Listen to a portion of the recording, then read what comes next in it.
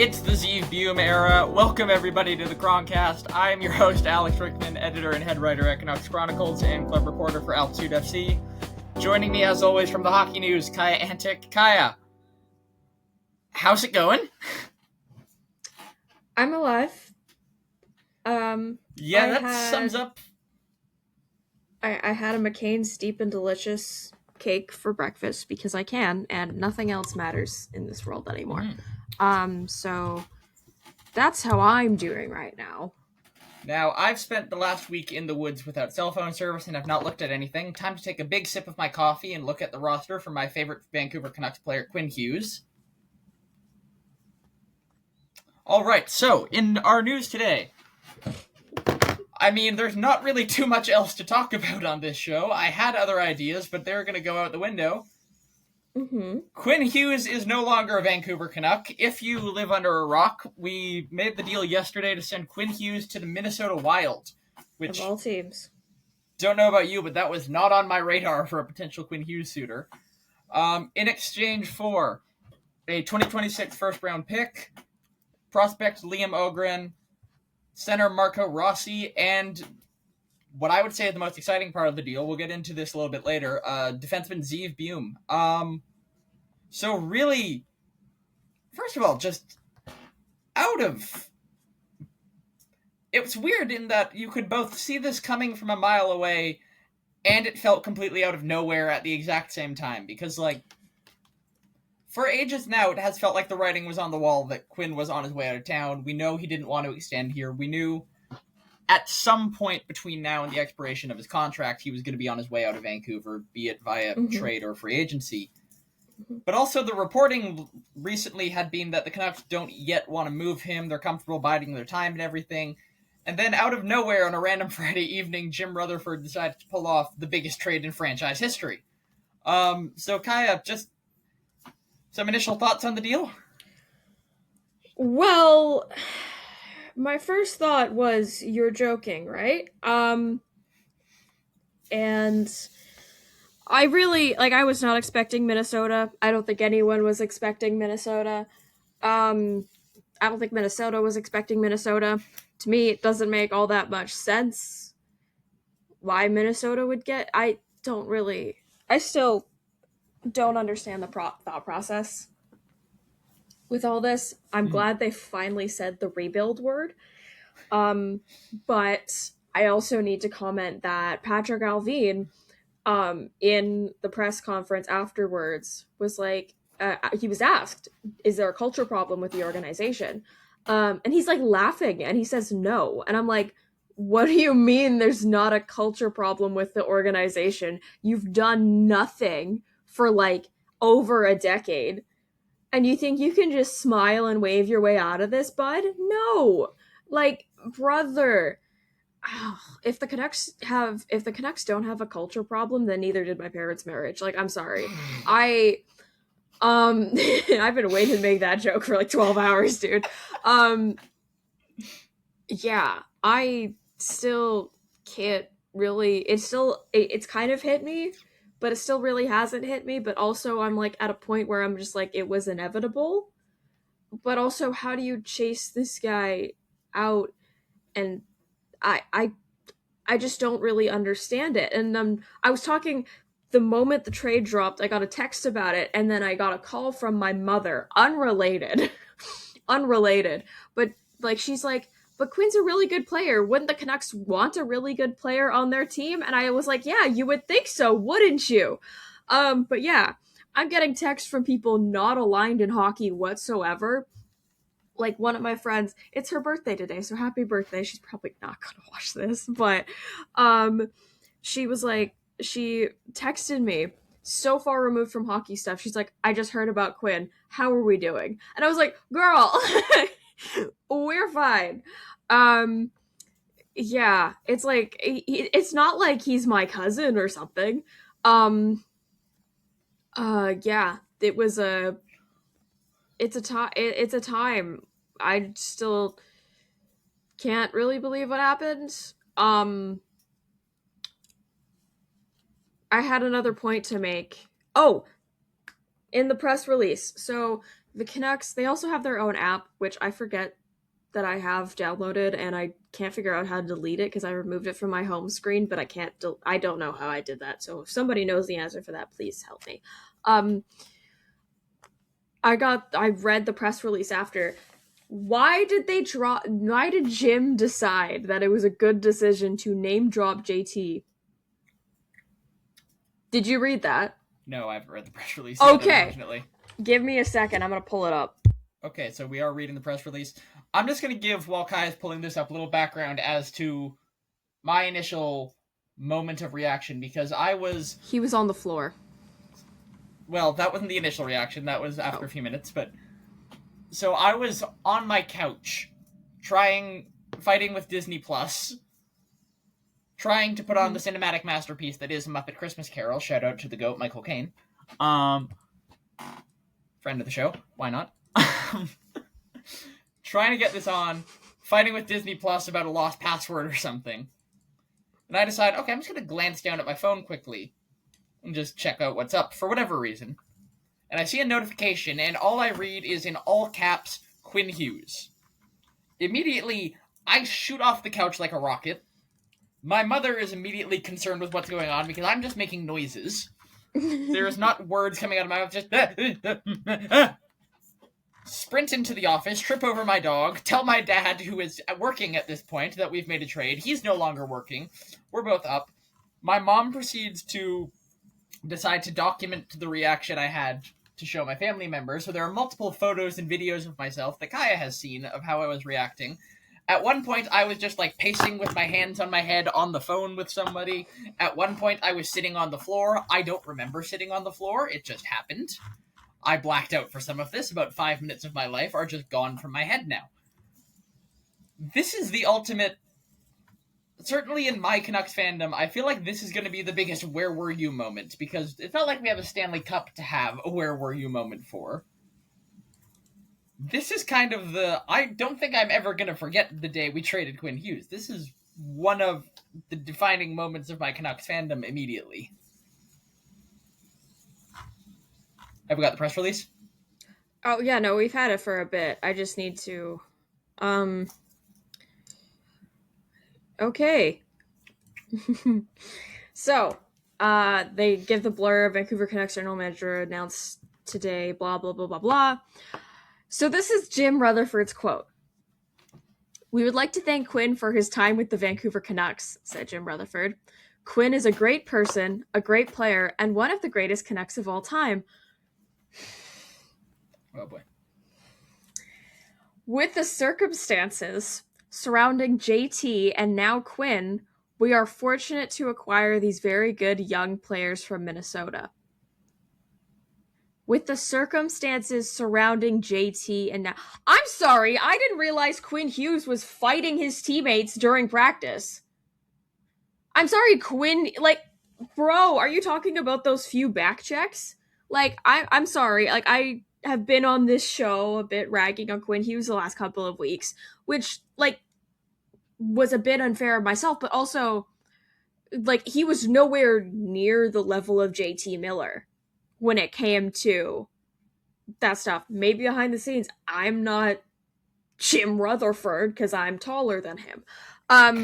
But I'm pretty sure I am. Anyway, I don't know. The one time I walked past him, it was leaned over the railing. Anyway, so like, I also didn't recognize him until I saw Patrick Alvin standing there. So, why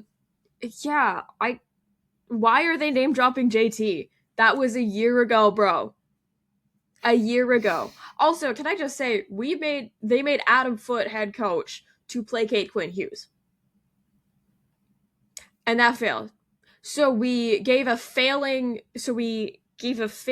failure head coach now as well. Instead of bringing in a coach that won a championship last year. That's all I'm gonna say. Anyway. Yeah. They finally got Marco Rossi after talking about it so much in the offseason. Yeah, so I think first, I think the Canucks segment on this episode is pretty much just going to be about the trade. I don't know what else there is really to talk about. I've forgotten last game already. Oh yeah, I didn't watch last game. I was at work. Anyway, that would do it. It was a shorty all-timer. I remember thinking, I was like, I should text him that he's missing a shorty all-timer. And then I forgot to do it, because I have ADHD. So, for a team currently sitting 32nd in the league, first of all, I think in the immediate aftermath of this trade, this team already was terrible. We are probably only just going to get terribler in the wake of this. So first of all, part of what I like about this deal is I think it will enhance the Misery for McKenna campaign. Mm-hmm. That alongside Tank Commander Foot leading us to the bottom, but anyway. He looks like a tank commander. Get into like the draft implications and what we could do with the Minnesota pick, let's talk about the guys in the trade. So I'm going to go through these one by one and let's just hear what we each have to think about this. Let's start with probably the biggest name involved, Marco Rossi. Thoughts on what he could bring? He's a guy. Sorry, is he a center? He's a center, yeah. Okay, we have our 2C. Yeah. That's really all I have. I don't really have many thoughts because these are like such young guys that they brought in. So I just remember Marco Rossi being like, oh, he's the 2C, he's the future. And then everyone was like, no, that's too much of an ask. Well, yeah, no, I don't know. It seems like the Canucks will be good in a few years if certain players step up. But yeah, I don't know. Yeah. Rossi, I was like all over this in the offseason. I really wanted us to get Marco Rossi, or I wanted either Marco Rossi or Mason McTavish, and I did lean McTavish slightly, but I was all in for Rossi as well. If you missed it as well, came out in the last couple of days that there was an offer decline for Rossi that would have seen us trade the 15th overall pick that turned into Braden Coots, Atu Ratu, and Arto Shilovs to Minnesota for Ratu. Ultimately, did not come to fruition. Thank God. Can I say? I also don't get that for Minnesota because, like, they have a really stable situation in net. I don't know what a Shilovs would really do for them. I don't know. But anyway, Rossi, like, this guy... They'd probably flip him. Possibly. Immediately can step in and be your 2C. I think 60-point production last year. I've got his stats in front of me. On pace for around the same this year.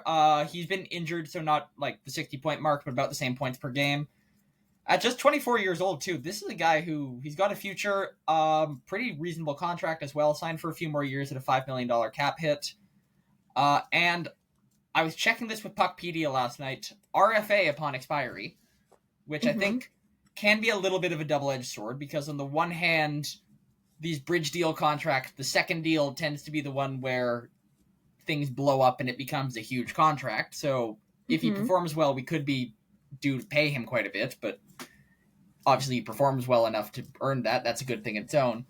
And also it ensures if things are not going in a good direction by then and Marco Rossi is thinking, I don't know if I want to stick around here, you're not just going to lose him for free. There's no risk of losing him for free, which is really a big thing in this situation. So I'm excited to see him join the team. I'm so tired of David Kampf being our first-line center, so... Well, I mean, that's out of necessity right now, so... Sort of, but yeah, even then, I would like to see, like, someone else, like, maybe Sassone or something, get those minutes over him, who's not an offensive black hole. You know what they should do? They should just bring up the entire Abbotsford lineup. And, like, I think that would just be really funny. But yeah, at practice today, he was lined up as the first-line center, even. Put Chase Waters. Wait, so Rossi's already at practice? Yeah, because we were flying east already, so... Did they just open the door and shoot him up from Minnesota and put him in the plane? They probably just got him on a plane last night. Because remember, our next game tomorrow night, funnily enough, is in New Jersey. Tomorrow morning, sorry. But our next game would have been the Hughes Bowl. Yeah, I know. I've seen a lot of TikToks about it. I only realized this last night and was just thinking that's kind of hilarious. But anyway, Mhm. so he is currently lined up as the 1C with Elias Pettersson, obviously not quite ready to come back to play, alongside Jake DeBrusk and Brock Besser, giving him a chance to succeed right out of the gate. And then moving on, I want to talk about Liam Ogren a little bit. Might be saying that name wrong. I'm not really sure yet. Liam, I'm quite confident I'm getting right. So not yet somebody who's done much in the NHL, played 18 games with the Wild this season without a point, also spent some time with the Iowa Wild. Right now we've got him at practice on the fourth line alongside Sassone and Linus Karlsson, which love that as a line. Just 21 years old though, so still more than enough time to come into his own and start to find that production. Oh, he's a baby. He's just same year as Lekkerimäki. Because Yeah. I remember the year we drafted Lekkerimäki, I was kind of annoyed that we passed on Liam Ogren to take him. Now we have both, which I was mentioning this to Kaja last night, has happened a few times in recent years because I remember being upset that we picked Danila Klimovic over Atu Ratu. How'd that work out? We got both. Anyway, Ogren's a player who I don't necessarily believe has the highest of ceilings, but I think he's got a pretty high floor as well. He's one of those players who very good details in his game, plays the right way, leadership in the locker room from everything I've heard at lower levels, which I'm hoping will translate. He strikes me as the kind of guy who would be a coach's dream on the third line in a few years once he's got a little bit more time to develop. So love having that. And when the least exciting piece in a trade is a guy like Liam Ogren, you've got some exciting pieces coming back. Anything you want to add, or should I move on to the one I'm most excited about? We can move on. Cool. Because I have bought in so hard already on the future of Zeev Bume.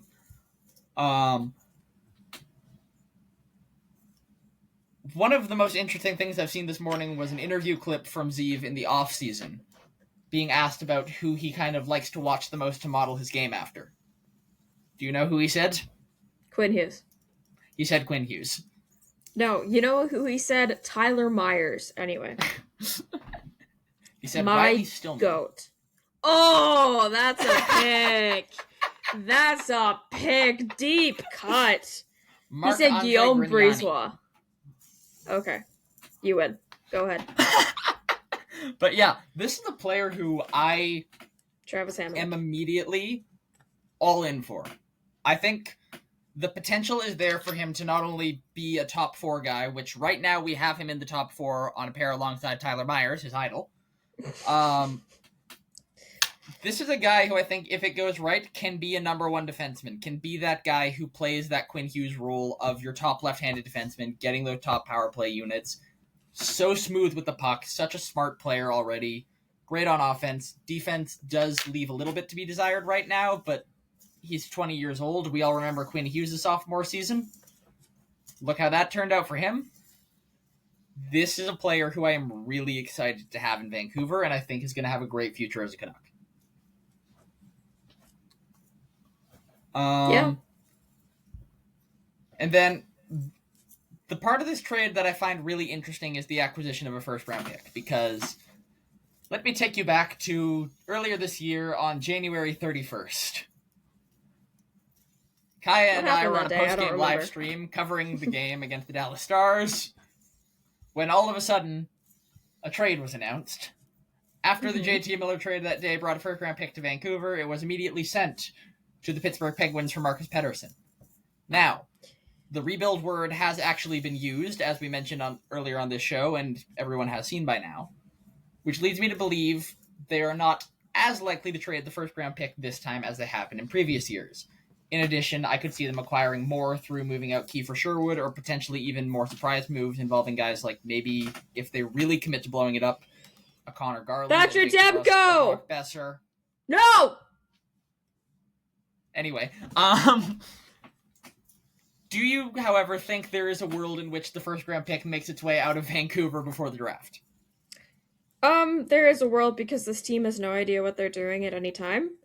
Do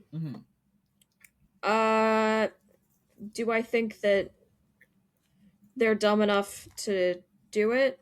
I mean, yes, but I think the writing's on the wall here. Like, they gotta keep it, or else there's gonna be 2011 all over again. Yeah. And I don't mean the good way. Hey, I mean, the bay is vacant now, so. I did an eyebrow raise and I realized I wasn't looking at the camera, so. Quick other news as well, by the way. Numbers announced for the new players. So Zeev Buum wearing 24, Marco Rossi 93, Liam Ogren 92. This does not affect anything, news. Okay. I want to make a bit, so continue what you were going to say next, so I'm just going to... Yeah, so what I'm interested in now is not only when do we see more guys move, but what kind of moves are we making, because there's been mixed reporting for a while now on what kind of moves we could see, when we could see moves. Okay, never mind, continue. Yeah. Mixed reporting, so I just wonder, is it Kiefer Sherwood next? That, to me, feels like it. Is it something like maybe a smaller move like an Evander Kane or a Derek Forbort type player? Please go away. And yes.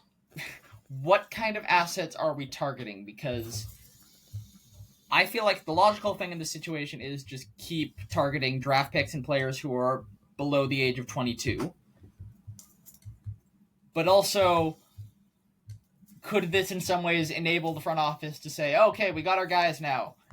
Time to start going for more 24-year-olds. More Lucas Reichel trades, who, by the way, is getting waived as well in other Canucks news. Right! Love that. Why not? Why try him on the wing?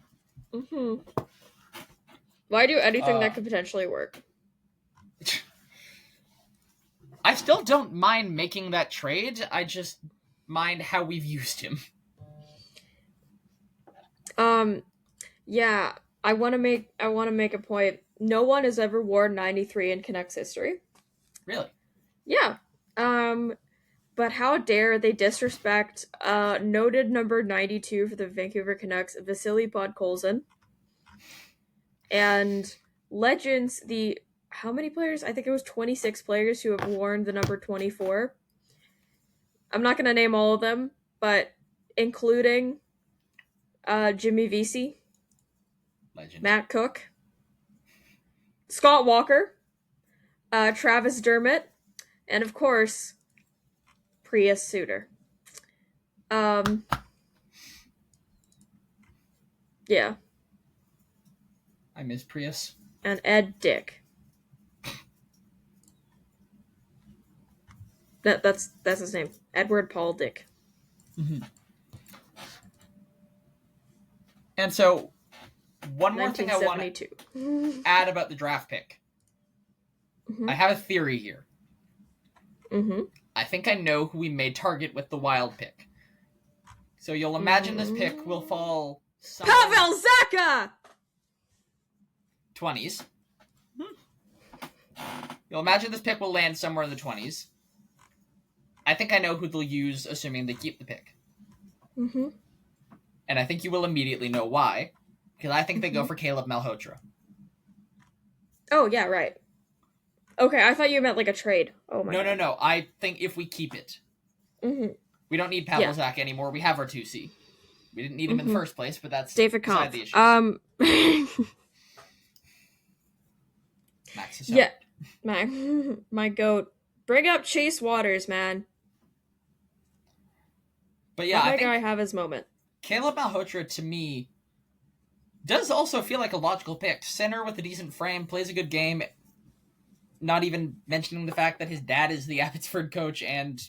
No, he's also a very good player. Franchise player. Like, he would make a lot of sense for a pick for this team. Yeah. Especially because if we are to get the top 3 pick that we are seemingly hoping for, the projected top 3 are 2 wingers and a defenseman. So we're not getting the center prospect we likely need there. Mm-hmm. Grab Malhotra. Yeah, like, I think it's a good pick. I think he's a good prospect, for the Canucks. He's not a prospect yet, but if he were picked, you know what I mean. Yeah. Yeah, I think it would be good. I think it would be a good pick. I think it'd also be cool. And you know what? I don't have an end to that sentence. Because, yeah, the Canucks aren't going to get the first overall pick because the Canucks have never had the first overall pick Ever. Not even in 1970. Because they didn't want Vancouver to have a team, but that's besides the point. I wrote a paper on this. I know this. They did not want Vancouver in the NHL. Yeah. Anyway, if you want to learn more about that, read the book Never Boring. Which I've yet to finish, but is very good so far. Yeah. Right now I'm focused on a book about Henry Kissinger, which is not related to at all what I'm talking about. But yeah, what was I talking about? Caleb Malhotra. Caleb Malhotra. Good prospect. Canucks, please don't mess this up. The last time the Canucks did have 2 picks in the First round. In the first round was 2014, and they did mess it up then. So, yeah. Now, to be fair with 2014, we did get one of the picks right. It's just we then traded him after only one NHL season. Yeah. For Eric Goodbranson. And the other one we got really, really wrong. Could have had William Nylander. I'm still so Or mad. Nick Ehlers. William Nylander. Well, no, Nylander's better, but even if you didn't get Nylander, Nick Ehlers. Yeah, I'm just a really big Nylander fan. So. Even though I do have a Matthews jersey, that's bad. Yes, you having a Matthews jersey is bad. Anyway. Yeah. I need to get rid of it. Good. But yeah, if you can go out there and you get Malhotra or just a good prospect with that pick, even if we don't land the top pick, the top 3 in this draft is loaded. So if you just can get a top 3, a top 5 pick, and get somebody like McKenna, somebody like Keaton Verhoff, someone like Ivar Stenberg, you are giving yourself a top-notch prospect. If you can go out and be terrible next year too and get another high pick, you're giving this organization something of a future. There's something to look forward to. Because right now we do have a little bit of a young core starting to form, largely through this trade. We have a good group of under 22, under 24 guys. Keep building. Keep building. No shortcuts. Get those high draft picks in. This team does not have a present. It is not going to have a present for a few years. Make sure we have a future. Yeah, and keep the ticket prices low. Or just stop going. Anyway, I saw people on Reddit getting mad about that, and I'm like, yeah, you're not going to reach the fans that are actually getting the tickets. If you care enough about the Canucks to be on the Canucks Reddit, you're probably already not going to games. So. Also, in other news, Power Play 1 at practice right now. It's Hronek, right? No. What? Power Play 1 at practice. This is the one time I'll actually defend Hronek. Jake DeBrusk. Yep. Connor Garland, Marco Rossi. Okay. Assuming Rossi is the center there, given he's the only center. Oh, right. Brock Besser. Yeah. Zeev Buum. They're giving it to a child. The child was on Power Play 1 in Minnesota. Okay, yeah, but that's Minnesota. They don't really do anything. Minnesota's better.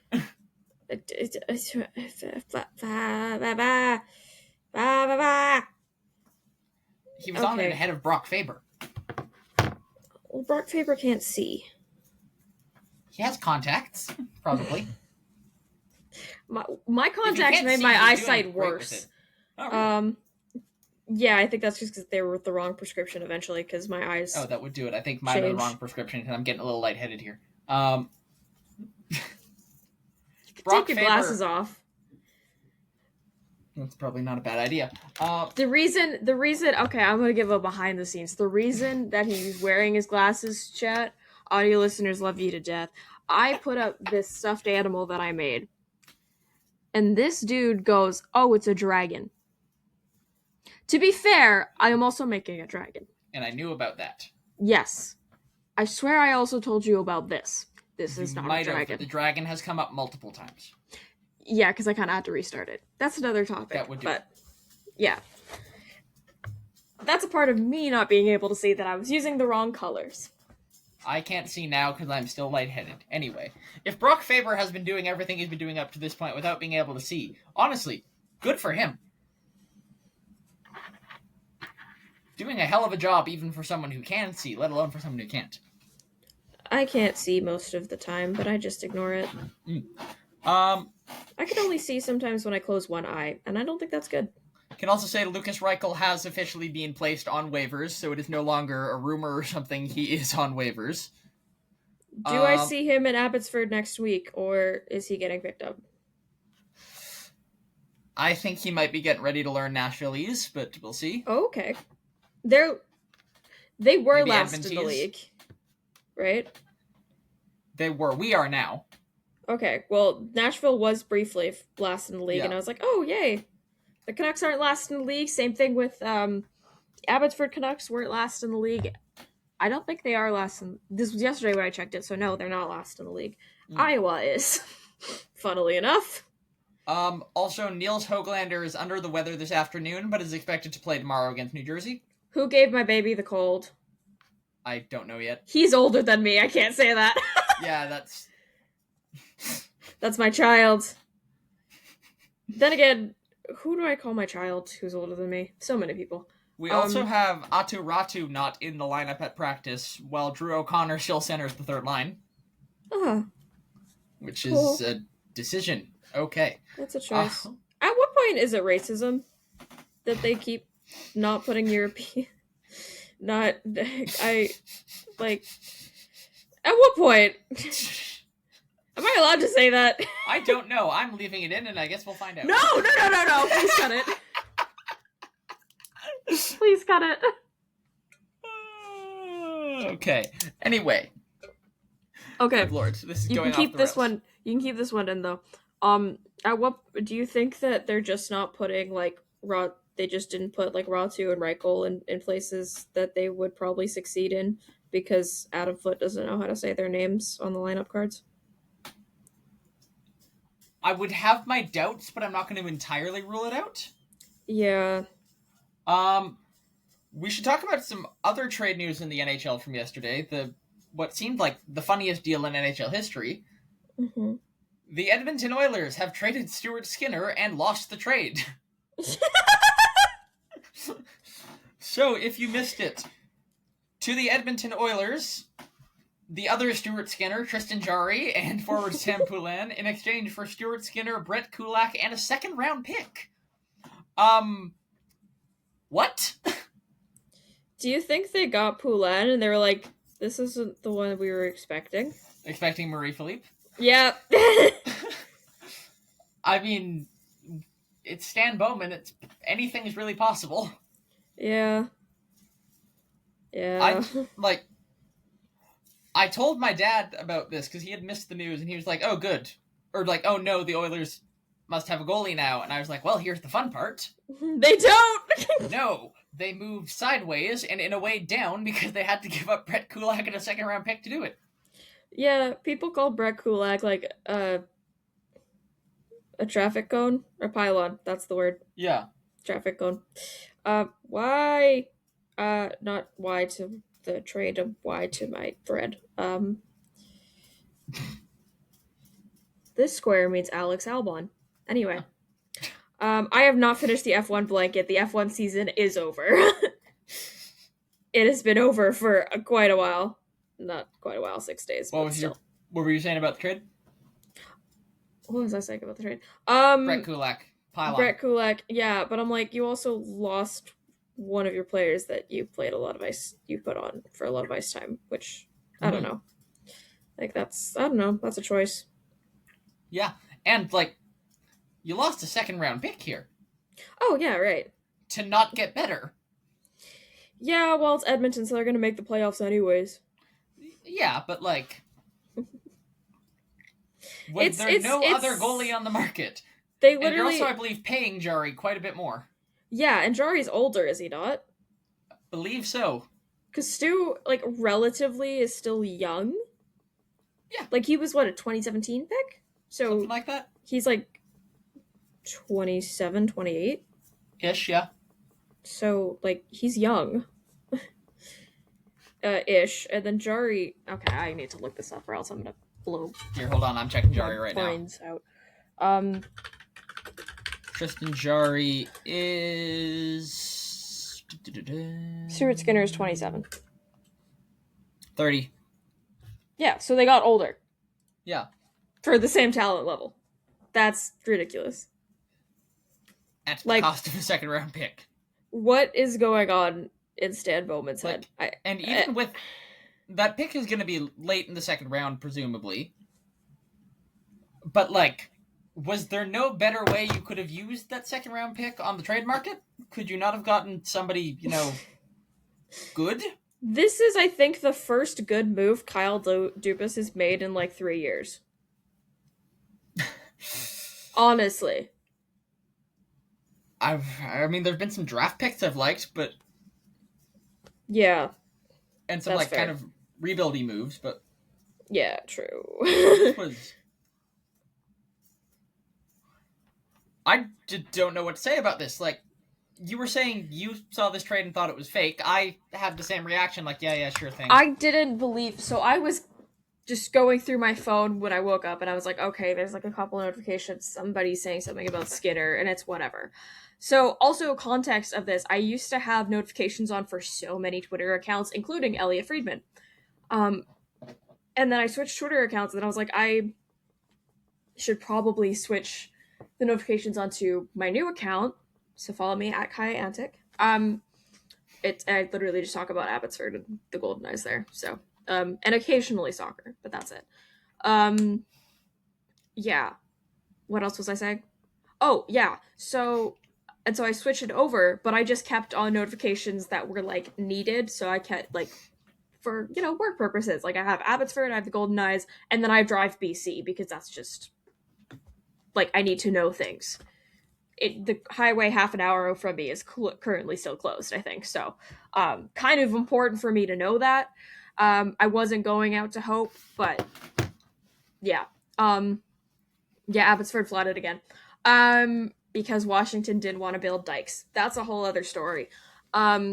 It's the Americans' fault once again. But it's also the British's fault because when they made the borders, this is a bit of a tangent. When they made the borders, the 49th parallel, the Americans went out first, and the British basically copied their homework and said it was theirs. Great book that I also still haven't finished before we lost the lake. Anyway, yeah. It used to be a lake. What was I talking about? I was talking about the Stuart Skinner trade.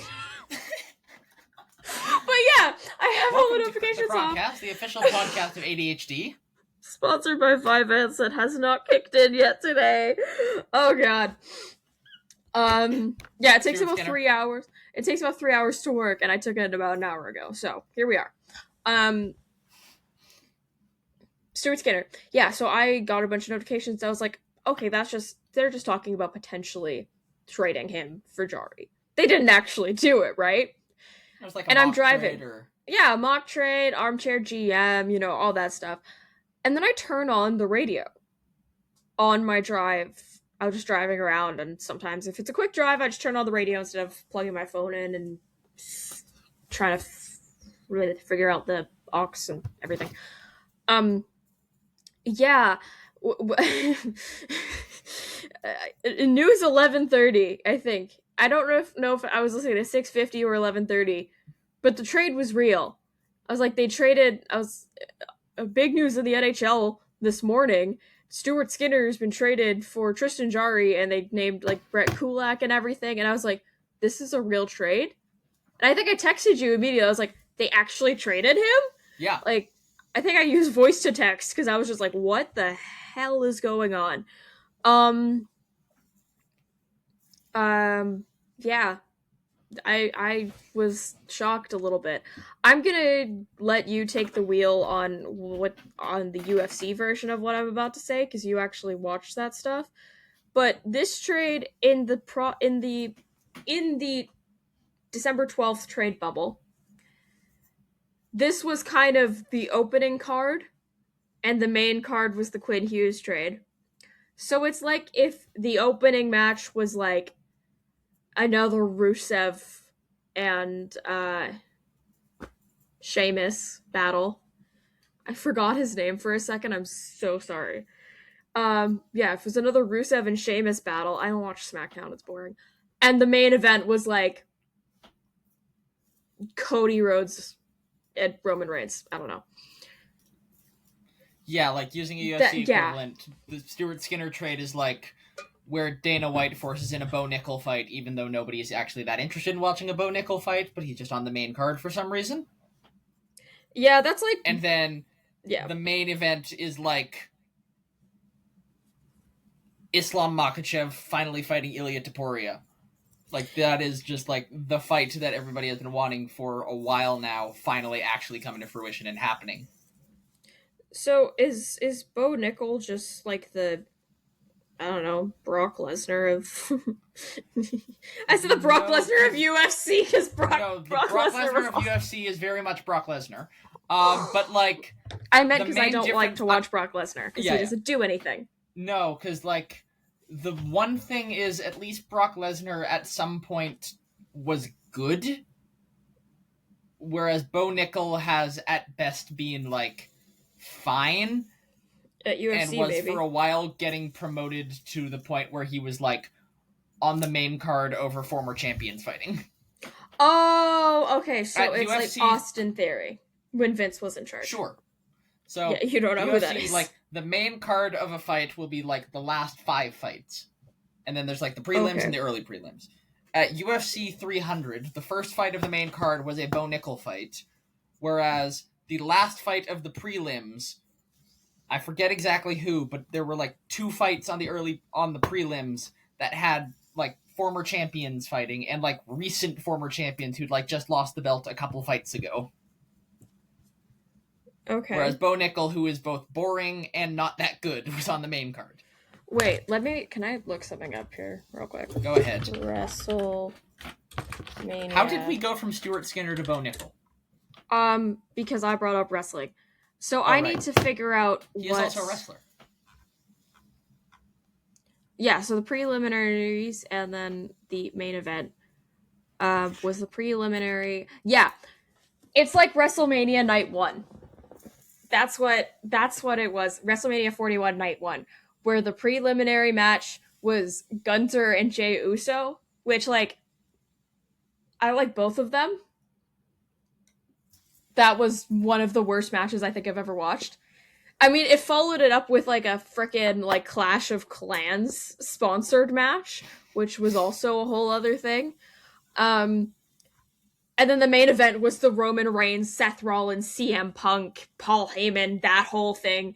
I mean, it set up the most annoying thing I think I've ever watched on television, which was The Vision, which I guess is still a thing. I don't really care. Paul Heyman annoys me so much. He's great at his job, but, like, that's part of it. Yeah, that's... when Paul Heyman punched Roman Reigns and CM Punk in the balls. That's the match. It's nothing like Night 2, when it opened with just an amazing... I love Io Sky, I love Rhea Ripley, I love Bianca Belair. That was a great match. This happened in August. Tonight's actually the John Cena's last match, so he's fighting Gunther. I don't have anything else to say, really. Yeah, it was like WrestleMania Night 1, where the first match was awful, and then the last match, oh boy. Boy. It was like, okay, nobody really cares about this part, alright, whatever. And boom, Alex Pereira is fighting John Jones. Yeah, I don't remember the War Raiders winning the tag team championship. I don't remember what that means. Yeah. That was a Clash of Clans match. Oh, yeah. Should we move on to other sports now? Sure. Oh, right. Can we talk about the rivalry series? Or do you want to skip that? Let's do that quickly, because I don't really want to remember that game. Yeah. Well, the next game's tonight, is it? Yeah, it's tonight. Yeah, tonight, Saturday, yeah. Yep. The last game happened. 10-4. Okay, I'm gonna give a preface for this. I had it on my calendar, and then I was like, oh shoot, it started at 6, right? Not 7?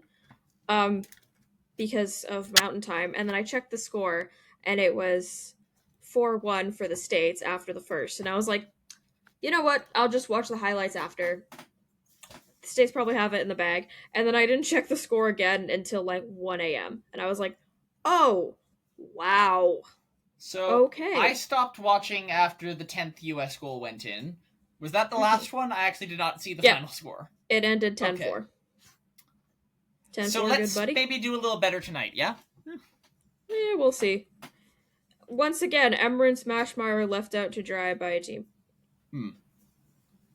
Um, yeah, so let's do Caps Miami quickly, because we do unfortunately need to talk about that. The Whitecaps do ultimately fall in the MLS Cup final 3-1 to Inter Miami off of Miami goals from, I forget who scored two of them. There was the own goal from Eddie Arcampo, followed by goals from Rodrigo De Paul and Tadeo Allende. Ali Ahmed equalized in the 60th minute, but it was not enough.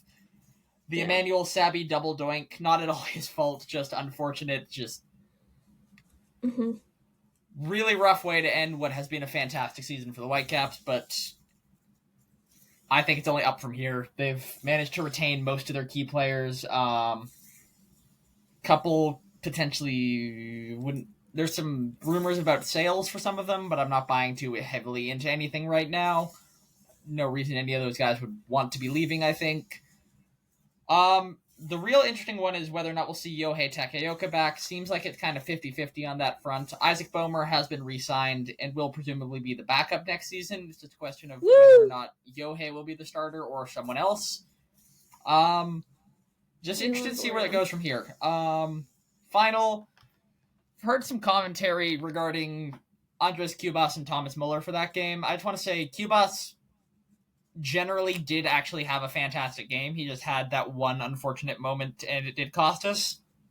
And what a season from him. You cannot call that an indicative performance of who he is as a player, what he has meant to this club. Muller, playing through a hamstring injury, didn't look like himself. Probably should have been taken off earlier in favor of Ryan Gauld, but again, like, he's been a fantastic addition since he arrived. That was not who he is as a player. Asking him to do as much as he was doing through injury is a lot. And just, excited for next season. Back in February for the Caps, and I think it'll be a good one again.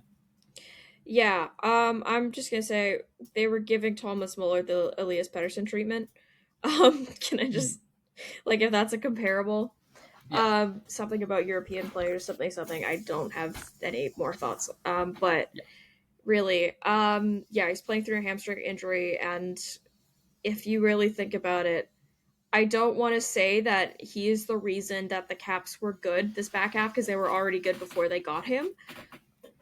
But the hype that because he is a big name in football, the hype that he generated for this team potentially got the Caps the potential stadium that they need to stay in Vancouver. So I don't want to say it's just his work on the field, but I think his presence off of it. Also, he's great in the community as well. Like, I really think it has been a worthwhile thing. Absolutely.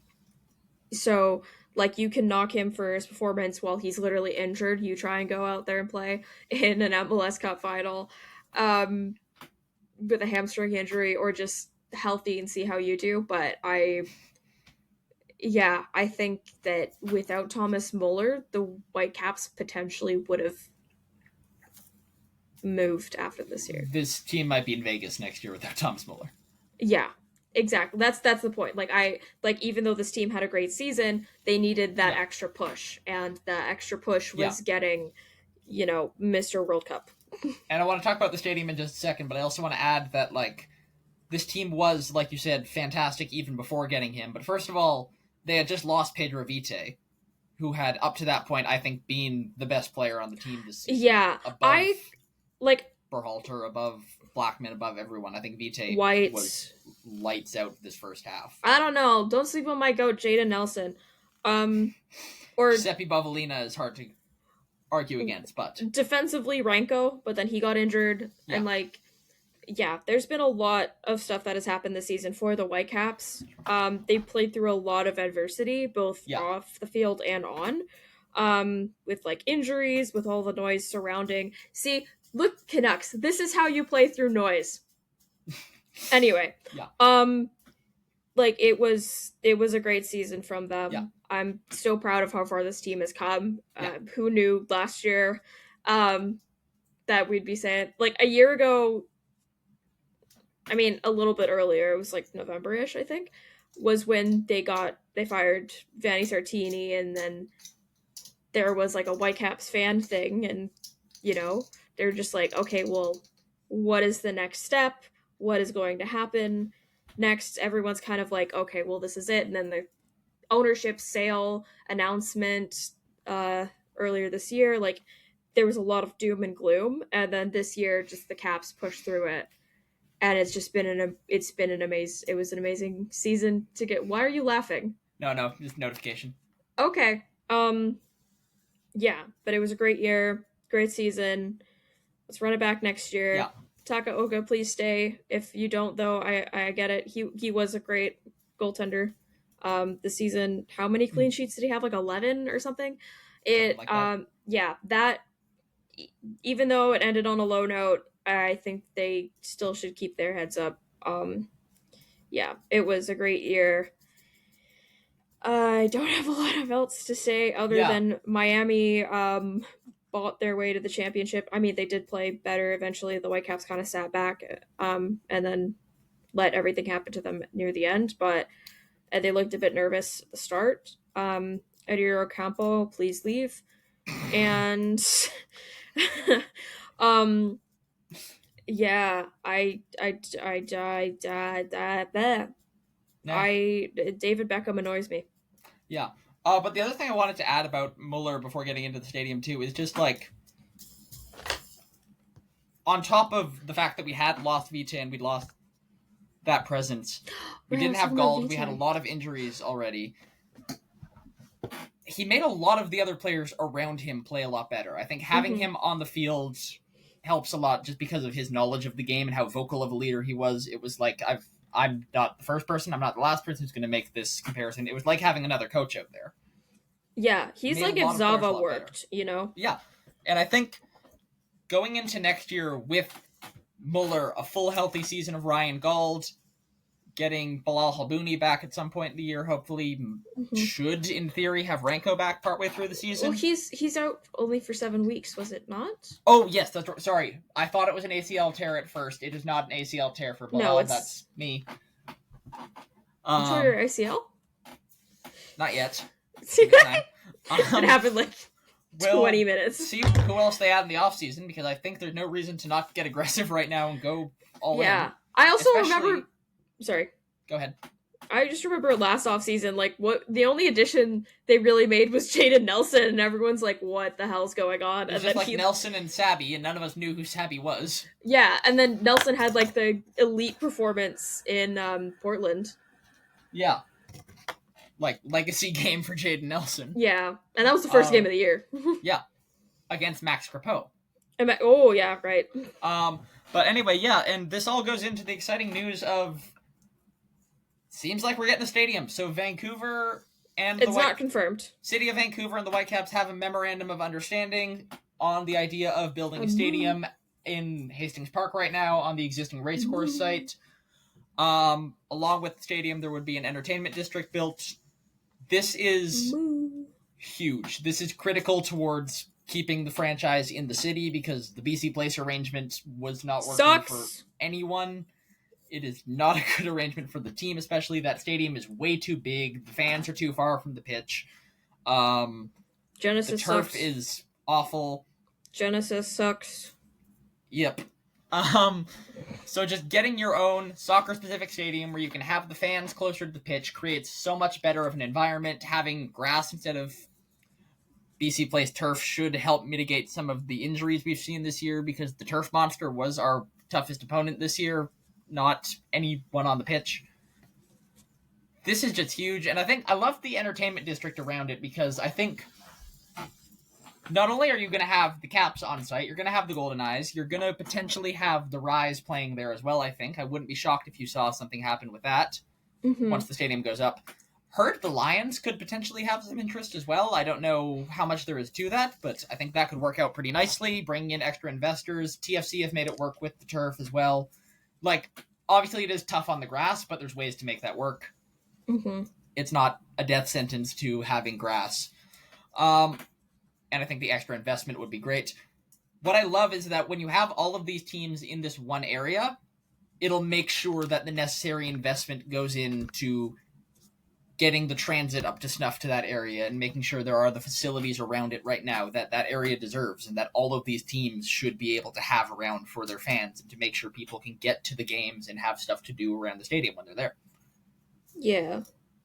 Like, build up the infrastructure properly. Yeah, like, get some restaurants built, get some bars built, get this built, get whatever, like, and then ideally one day have a SkyTrain line out there, but even if you can't get that up right away, get some service to that area in the interim, particularly from areas other than downtown where it's a nightmare to get there on transit. But yeah, I mean, it's not horrible. Like, I've done it because the R5 goes through Hastings, and that's from SFU to downtown. Yeah. And I used to take that bus quite a bit. Somehow I messed up and I missed 2 stitches, so I'm just going to redo this entire square. Anyway, so that's fun. Yeah. I also had another point about the Whitecaps, but I completely forgot what it was going to be. Oh, I forgot that Vitae had left. I forgot Vitae played for the Whitecaps. Like, I remember everyone being heartbroken when he left. And then burning down Canadian Tire. And burning down. Oh, yes! The Canadian Tire bit! If you know, you know. If you know, you know. But yeah, I remember, like, everyone being heartbroken when they saw him buying suitcases and everything, and then he left, and I forgot that he played for the Whitecaps until recently when I was going through a bunch of old videos to make, like, I made an edit for the MLS Cup final, and I was just like, wait, who scored that? Oh, it was Vitae! Right! Like, it was, yeah, like, just insane to see how far this team has come since earlier in the season. I think that was my point. Yeah. Yeah, so, you know, hell of a season. Sucks to see it end that way, but proud of the team. Now I think to a I just season, can't watch finals with you. To a season that ended in a much better way. The Formula One World Championship was locked up in Abu Dhabi this weekend. Sunday morning. Papaya rules. Lando Norris is the world champion. McLaren go back-to-back in the constructors, like anyone cares about that part of it. My boy's done it. Congratulations. Thank you. Moving on. Yeah. I'm gonna say, I woke up. I turned on the race. I slept for 2 hours. I also had slept for 2 hours the night before because I was too worried about the MLS Cup final. Because, yeah, this was back-to-back heartbreak, by the way. Because, yeah, the Whitecaps lose the final, and then the next day I wake up at 4 a.m. I fall asleep at lap 10. And then I wake up a couple hours later, and they're interviewing Lando's mom. And I was like, well, shoot. Okay. That's fun. But I'm just gonna go back and I watch the race. I fell asleep again. So I just gave up. I haven't watched the full race. Still haven't watched the highlights. Exciting race. No. Abu Dhabi never is. This was one where watching it live was okay, it was good for one lap. 1 year it was. 1 year Abu Dhabi was good for a lap. But, like, this was a race where watching it live, it was so good that John Shorthouse talked about it. Bruce Boudreau's first game, you can go back on YouTube and watch it. He's talking about they're talking about the World Drivers' Championship. Like that's how insane that year was. The tension that came of watching it live was entertaining, but the race itself was not great, and if you know what happened, it's not the most exciting of races. It's just kind of cars going. This one is kind of a cars going in a circle race. Yeah. Definitely interested to see what comes in next season with the new regulations. But we do have to say goodbye to somebody on this episode because our most loyal listener is now out of a job following this F1 season. Mr. Helmut Marko ceases to be employed by Red Bull after too many years. I don't know exactly what he did to finally have it be done this time, but he is gone. Was probably signing. So let me give you a few context moments. He signed a bunch of drivers Yeah. without contacting anyone else at Red Bull. Like, I think Oh, he signed, I think it was Lindblad yeah. was one of them. He also signed Alex Dunn, who I think was a McLaren driver. Yeah. Um, yeah, both World Destructor future champions. Um, yeah, I don't know. I think they should have chosen Iwasa, who actually won Super Formula. Lindblad was like sixth at F2. Anyway, that's just my opinion. Um, yeah, you know what? Isaac Hadjar, he's got Horner and Marco out, so he's gonna have a great year ahead of him at Red Bull. I am so sad about Yuki. Like, I feel for Nicole Piastri the most because not only did she watch her son lose a championship, but she also lost her favorite driver Yeah. on the grid too. And to Oscar fans, Oscar family, I just want to say, like, your time will come. Oh, I Oscar made the joke. Piastri is unequivocally going to be a world He's champion one day. unequivocally He is better. an incredible driver. Mhm. He's gonna have his moment this year. Not it for him. He still had an I absolutely mean, fantastic season that he should be immensely proud of. it And his took time's gonna come. He's gonna get that moment one day in the near future. I yeah, it took Lando like 7 years. Oscar's only in his third season. Yeah. Need I remind everybody? Um, like he's still very young. He I also made the joke because him and DRS used to have a lot of issues, especially in the junior categories. I Yeah. made the joke that he was going to be world champion when they got rid of DRS next year. I think it could potentially happen if McLaren don't mess this up again, because I do think he was a little bit shaken, heading in with all the pressure on him. No. Um, And I think in some ways it helps to lose one or two times to win because you know what it takes mhm. now. Yeah, like Rosberg. Like Rosberg, or really like in any sport. I think it's rare that you see a team like the first time they become a contender win a title that year. They need a few years of The playoff Oilers. experience. Yeah. I mean, the Oilers in the 80s. Yeah. The Panthers. Not the Oilers now. Like oh, yeah, the Panthers. They got to a final, lost it, won back to back. Like it. Yeah. The Lightning were serial chokers. Yes. Yeah. Like it can happen. I do think, yeah.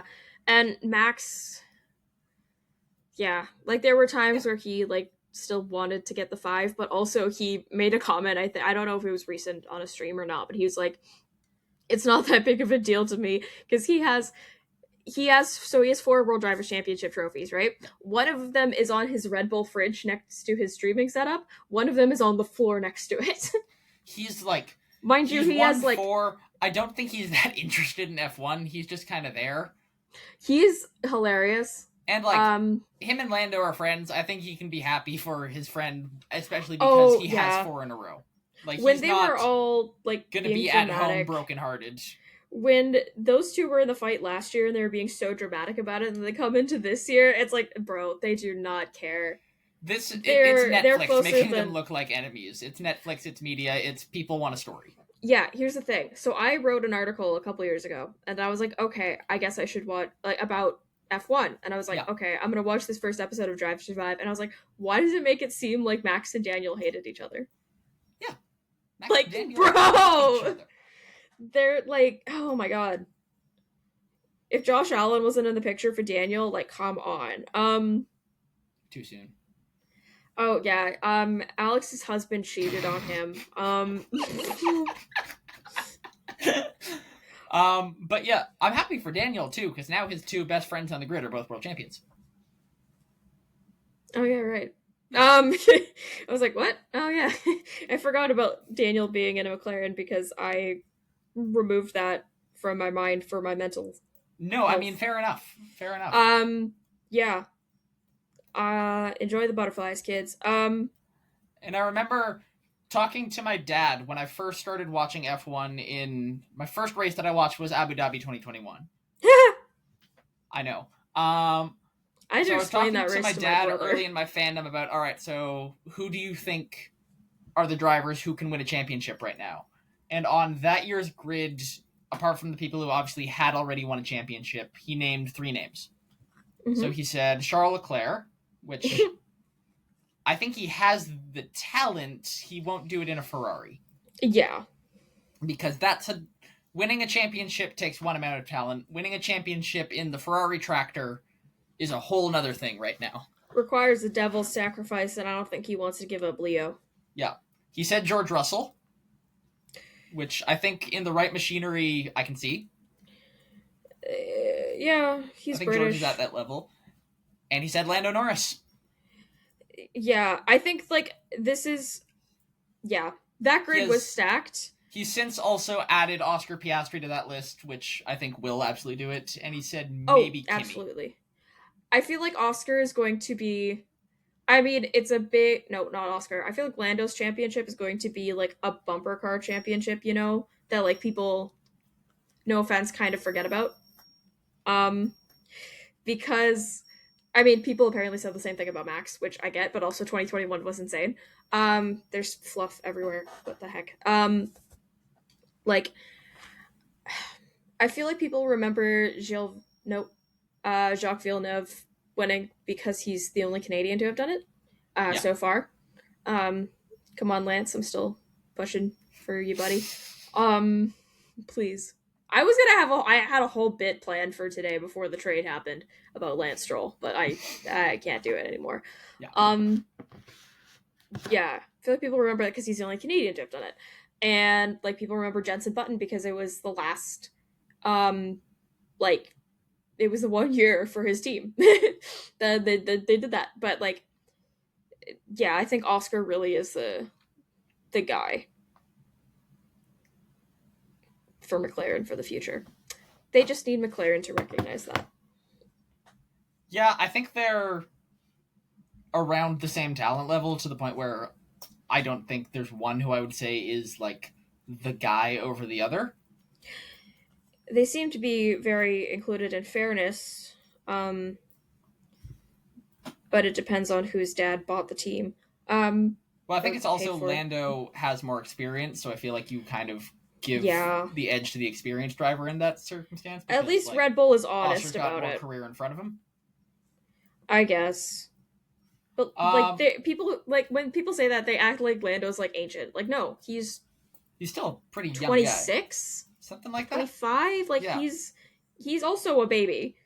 Yeah, I mean he's not an old driver. He's still pretty young.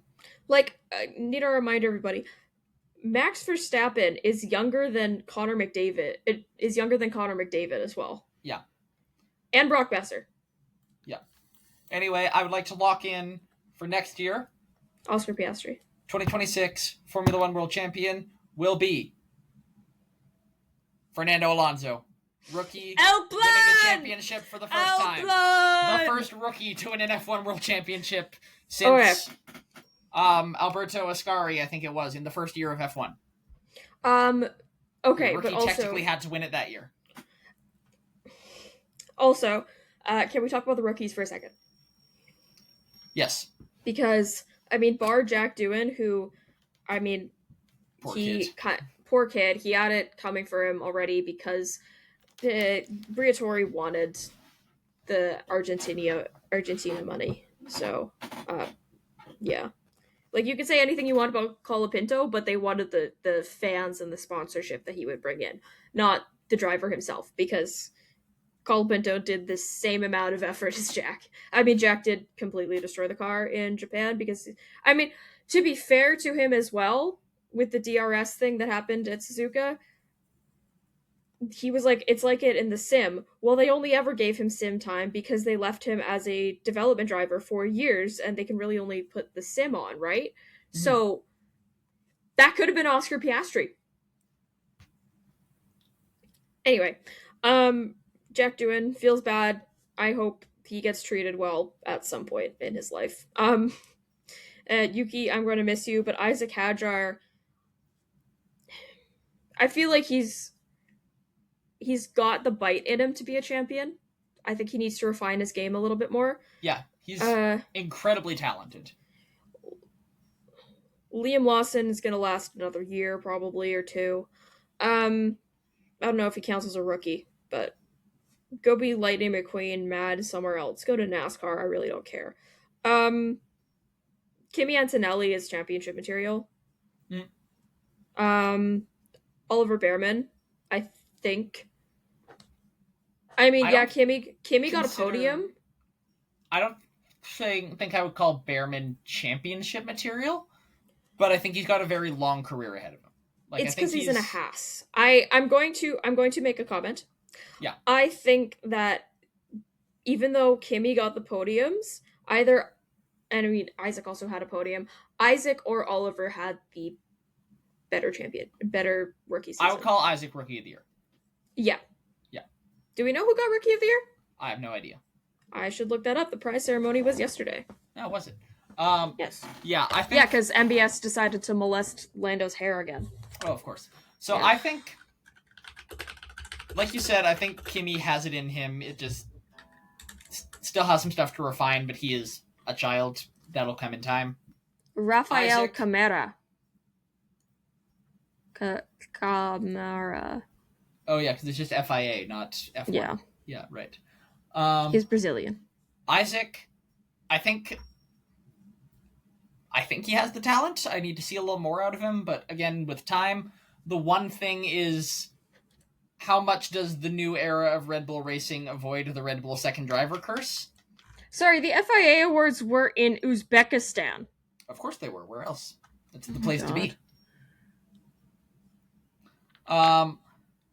Yeah, I think Isaac, if he can avoid getting struck down like other Red Bull drivers have, there's a chance, and I think it's a different people in the organization now, so we'll see how heavily it favors Max versus being an environment that's a little more friendly to second drivers, but we just need to see what happens. It's also the first non-Adrian Newey car that Max has ever driven as well. So they're both starting at a blank slate. Yeah, it's just, how are they going to construct the car? Are they still going to try to construct a more Max-friendly car, a more... Mm-hmm. I think if any of them drive the most like Max, it is Isaac. Probably, but even then, I think only Max drives like Max. Yeah, because Max is insane. Yes, because he's a complete psychopath. Yeah, but I mean, like, if Max had the same voice, if Max was an F2, we would have gotten an "oh no, I destroyed the car" moment as well from Max. Mm-hmm. Except in Dutch, but I don't know that much Dutch yet, so. Yeah. One more thing I would like to talk about before we wrap up that I forgot to write down. Mm-hmm. Tomorrow at, I believe it is a 1 o'clock kickoff, but I'm going to quickly verify this. 1:25 p.m. Pacific time. A grandfather will take to the field in the NFL. 7, 8, 9, 10, 11, 12, 13, 14. What? What? A grandfather will be taken to the field in the NFL. For the first time in 5 years, Philip Rivers will be returning to action, starting under center for the Indianapolis Colts out of retirement against the Seattle Seahawks. Which, first of all, the fact that 44-year-old Philip Rivers has come out of retirement after 5 years to replace the injured Daniel Jones is insane enough on its own. Yeah. Backup quarterback Riley Leonard also picked up a little bit of an injury, so not fully ready to go, and also a rookie backup quarterback. Philip Rivers' first game back in the NFL in 5 years, again, since he has become a grandfather. And at 44! Sorry. He has like 11 kids, that's not a surprise. Oh, God. He has like an entire starting offense of his own. Is he Mormon? I don't know. No, I think he's from Alabama. Anyway. 44-year-old who has not played in years, has only been on the team for a week. He does know the offense because he has been running the Colts offense with the team he coaches at high school and has been having weekly meetings with the Colts head coach over Zoom to learn the offense, which, running an NFL offense as a high school coach, I honestly just respect the move so much, and only Philip Rivers could or would try that. You are throwing him out there against the best defense in the NFL playing at home. That's insane. The Seahawks, the defense, given the nickname the Death Zone, which I absolutely love, I've just referring to it as Legion of Boom 2. This is going to be a spectacle. This is going to be so fun to watch. I honestly, listen, I'm a Seahawks fan, but I kind of want to see Rivers do well just for the whole show of it. If you told me before this NFL season that I would be seeing Phillip Rivers start against a Seattle Seahawks team that looks like Super Bowl contenders, I'd have think you just came out of a time machine from 2014. This is the most utterly ridiculous thing I have ever seen, and I cannot wait to watch this game. Wait, so when did he last play? 5 years ago. Like, what day? Like, the Let's 2020 season? I think it was in 2020. I'm gonna double check. So I got a whole-ass bachelor's degree in the time that it took for him to come back. I believe so. Let's see here. His last game, professional career.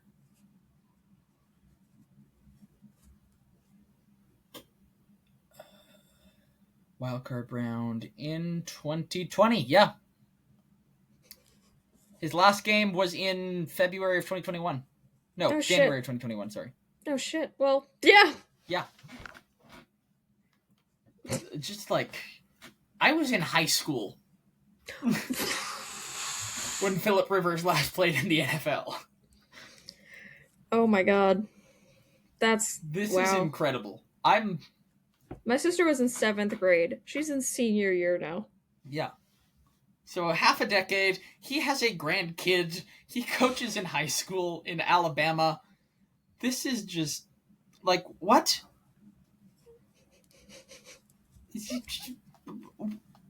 How? That's just hilarious. What the hell? They apparently also called, like, Andrew Luck, who has been retired for ages, because when Daniel Jones got hurt, their season felt immediately over, and we're past the trade deadline, so they can't just do the classic move and trade for Joe Flacco. Mm-hmm. They just started calling guys out of retirement. Honestly, and fair. Phillip Rivers was just like, you know what? Sure. 5 years later, his last game was also for the Colts. Okay. He spent his entire career up to that point, I believe, with the Chargers, played 1 year with the Colts, and suddenly has come back to save the franchise. That's hilarious. So, I thought... Tune into this game. Please, Seahawks, don't kill the old man. When you said a grandpa was going to play in the NFL, I was like, okay, when did Aaron Rodgers have kids? No, I was like, actually, he's old. Yeah, he's old. I think Rivers is like 3 or 4 years older. Yeah, because Rodgers is like 41? I think so, and Rivers is 44. Mm-hmm. I think Tom Brady was 44 when he retired. Which time? Was it before or after he got divorced from playing football? I forget if it was the first or the second time. I'm convinced he went home, had to help his kids with math homework twice, and went, you know what, I'd rather just go get hit in the head. Giselle asked him to do the bare minimum. And he was like, I'm gonna go play with my men and my balls. On that note, I think we have to wrap up the podcast. I'm gonna go play with my men and my balls. Okay, so we're gonna just wrap up the show on this. Thank you to everybody for listening. Helmet, we're sorry you lost your job. And Quinn, thank you for everything. Good luck in Minnesota. You will be very missed in Vancouver. Thank you everybody for listening. Have a great week.